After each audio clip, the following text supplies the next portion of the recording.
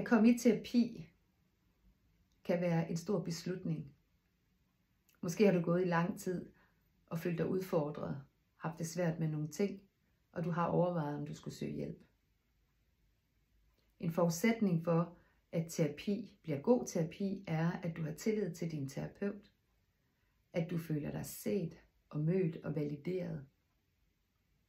At du føler, at der er god kemi, sådan du i tryghed kan åbne dig med de ting, du synes er svært.